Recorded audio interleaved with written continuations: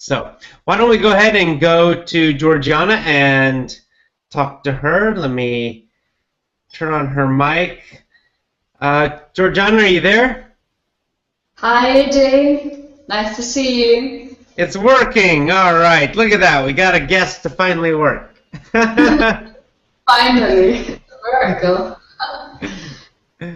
Well, go ahead. Tell us where you're at, and then Well, go ahead. I live in Spain, in Alicante, and it's very nice here outside, by the way. It's about 28 degrees, something like that. It's quite nice. And you're in San Francisco? Yeah. Yep. And it's a nice sunny day out here too, actually. Great. Okay then, so tell me. Sure. And you're not originally from Spain, though. You're not Spanish, right? Well, I mean, I've been living here for a while, about 12 years, but it's a long time. Well, I'm almost Spanish, but I come from Romania, so it's where I started learning English, by the way. I see. And tell us about, your early time.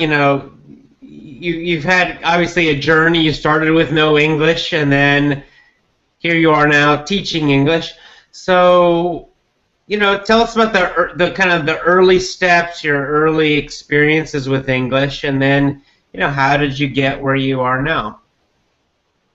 You see, when I was a child, about 9 or 10 years old, my goal was to have fun and to watch cartoons and listen to music. So I started every day watching cartoons and listening to music in English because that was one of the best things I could watch by then.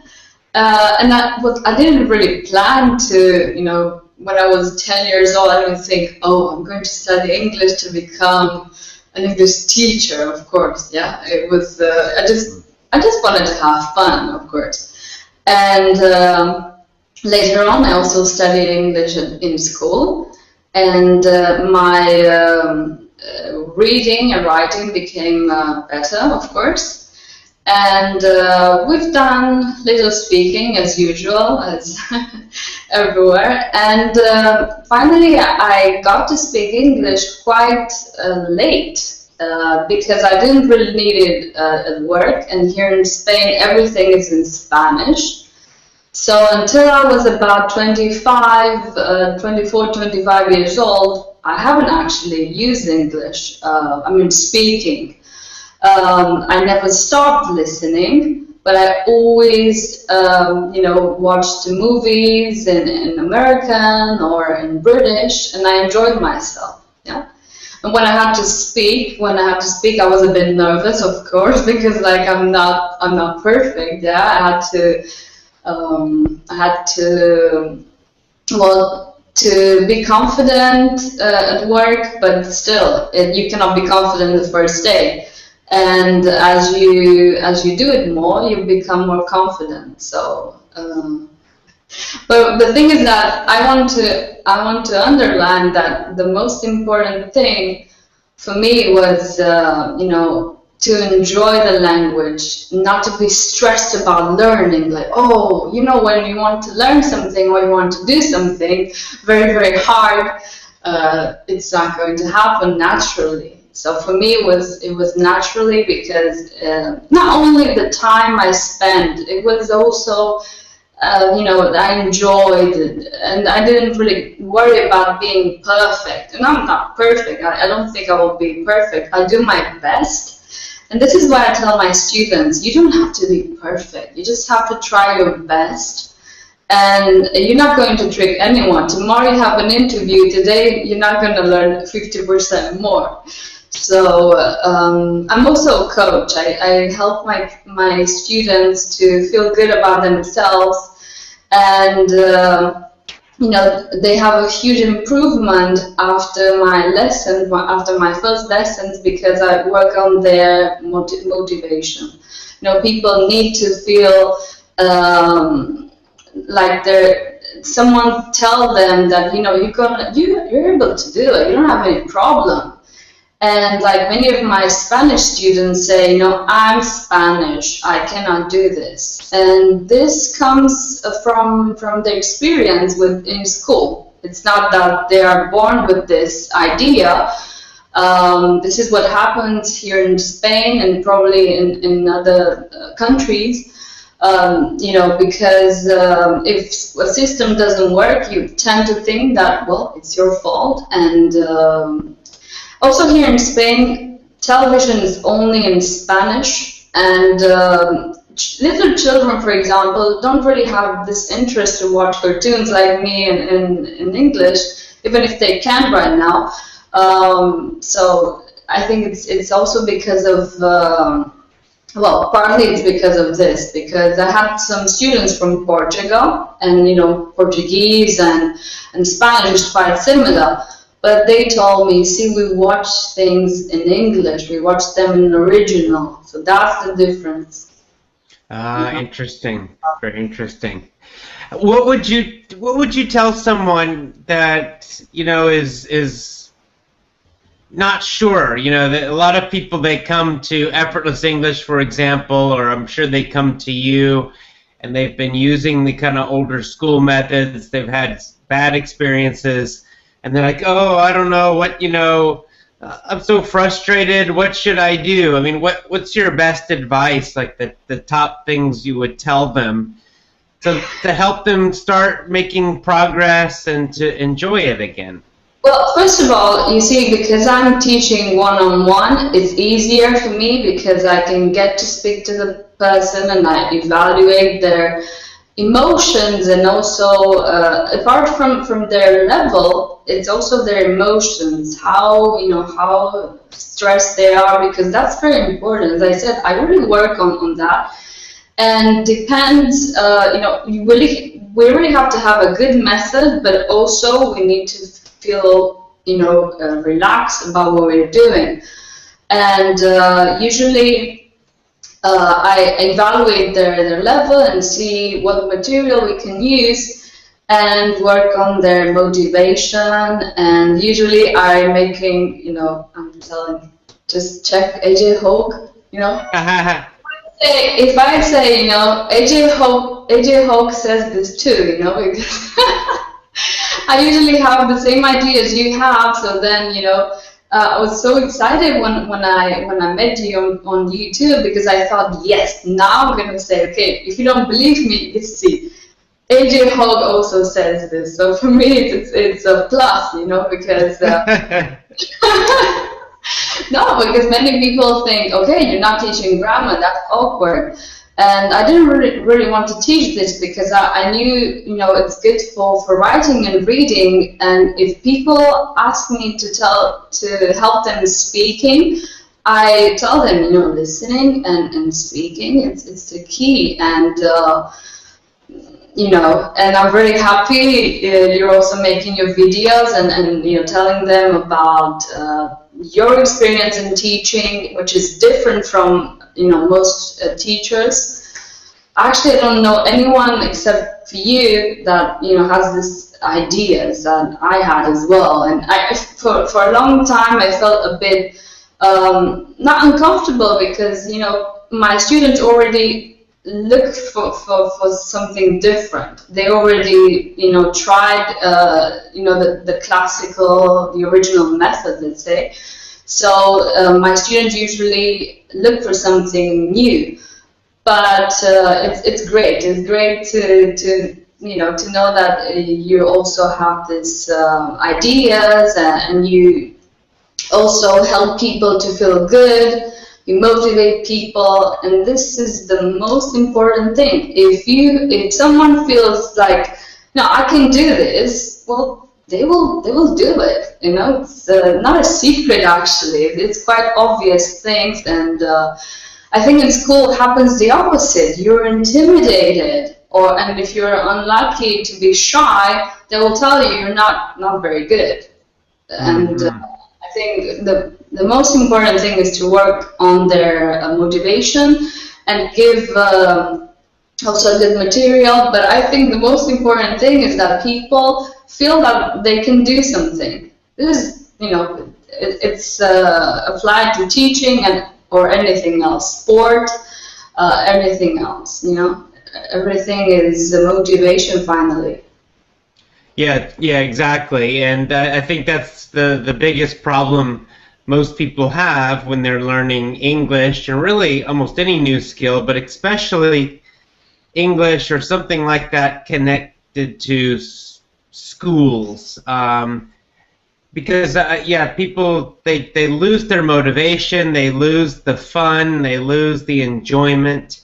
They focus so much on the grammar rules that by the time they are finished with schools, they're really just, they feel like, oh, I'm not good at English, something's wrong with me, when in fact it's just the methods that were the problem. I will tell you something funny. I was talking to one of my students this morning, and she said, it's so funny because I tell my friends that Sunday afternoon or Saturday afternoon I have a lesson with you, and I'm happy about it. And something, because like people usually associate English or learning with, oh no, you see. And this student of mine said, yeah, but I tell my friends that I enjoy it, and I have class with you on Saturday night, and they cannot believe me. And well, it's as you said, also students associate English with something bad or something uncomfortable because of bad things that happen to them in school. I have students who, adult students as well, who are studying right now and tell me, my teacher always corrects me. If I try to be spontaneous, they look at me in a funny way, in a strange way, and I feel very uncomfortable. So I correct them, but maybe, when they're finished talking, or I tell them, work on this, because even if you correct them in that moment, they will not remember. And something, I can correct like the same word 10, 11 many times in the same class, and they will not remember. Maybe it's useful, at the end, to write a note and try to, use a pause-it and look at this every day, or create phrases, or, different tricks. But it doesn't really, you have to encourage the person, not like they're talking, they're already making an effort to speak, and you're all the time, no, it doesn't really help. Yeah, it's that, and then it creates that perfection idea where people think they need to be perfect in order to communicate, and in fact, you can communicate at a very simple level and make lots of mistakes, and people will still understand you. So there's no need to be so stressed out about it. I mean, of course, improving is great, but this idea of perfection that's in our head. I make grammar mistakes. In fact, interesting, Robert Kiyosaki, the writer, the business. Of course. Yeah, just recently on one of his Twitter things, he made a mistake. He had a grammar mistake in it. I almost retweeted it and said, see, he makes grammar mistakes too. He's a native speaker. Yeah, of course. But something, I think this has to do with the system, because I have students who learn English and then they speak it. They're beginners, but then they speak it and they don't feel ridiculous. But the more you study grammar, the more you will tend to achieve perfection and have this illusion of, I'm going to be perfect once I become an advanced or a proficiency. And this is the difference. If I have students who, for example, maybe they're beginners and they start speaking and, using body language. And, for example, if you were to maybe come to Spain because you're going to the Camino de Santiago and you need something, you'll try, with the language gestures to explain. And this happens also when you work somewhere. Even if your English level is not very good, you're going to try, and you're not going to care if it's your grammar is perfect or not, because you want to save your job, for God's sake, And this is what most students want. They want to keep their job, or they want to go abroad. And the last thing I want them to worry is about, do you speak like the Queen of England? Do you have a perfect accent? Oh yeah. So that's not the most important thing. But people, they get obsessed with this, and they're losing a lot of time and energy on this, and I don't think it's a good idea. Well, even when I travel, sometimes if I'm traveling around, because I travel a lot around the world, and when I talk to people, if their English is very low, then I don't use like proper English, because I know they can't understand it. So I will just use simple words and maybe not complete sentences. I'll just say, that, how much, how much, or something, how much, something like this, and it works. It works. I can travel almost anywhere and use that very basic English and gestures or writing things, or you can communicate, and that's the great thing, is just to start communicating and enjoy it. The main purpose is communication, verbal communication. People forget that, and then they get lost in their rules, and I thought, because I always said to people, and I can speak different languages, and then I realized that's why they think I'm very smart. It's because they think that I'm actually able to know all the rules, possibly, for everything. And I thought, that's why they might think I'm a genius or something. It's what they think. They think that I'm capable of learning, and I'm not. Actually, I'm very good at remembering things, and I like to listen a lot, and I remember very, very quickly. But I think it's something you can actually, you're not necessarily born with. You can develop. The more time you spend listening. And like my students, in the first 2 weeks, they improved their listening. Magic, And obviously, listening is the foundation. It's the key for speaking. And I think the other nice thing about listening, especially in the beginning for someone new in effortless English or new from old methods, is that it's also, you can relax when you listen. There's no pressure. So you can just find something interesting that's fairly easy and just listen to it again and again each day, and it's a kind of a relaxing way to start improving speaking. People start watching movies and they think, I feel so frustrated, I'm not able to watch a whole movie. And I think, wow, you have to maybe, you can get a movie and maybe do it step by step, or just start with something easy, It's like you've done also a comparison between learning English and doing sport, For example, if I complain, I cannot run, and you will say, maybe you could start walking. It's more or less the same. If you're not able to, understand the whole movie, what about, doing step by step, or maybe watch something that is more, adequate to your level? It's as simple as that. But, obvious things are not obvious to most people. Yeah. I think they're brainwashed. Poor. Yeah, true. Well, hey, it's been so great talking to you. I'm so happy to have you on the show, and I'm sure we'll have you back again. Well, thank you. Yeah. Okay. Thank you, Georgiana. See you. Bye bye. Okay, yes, thank you so much. Talk to you again. Bye bye.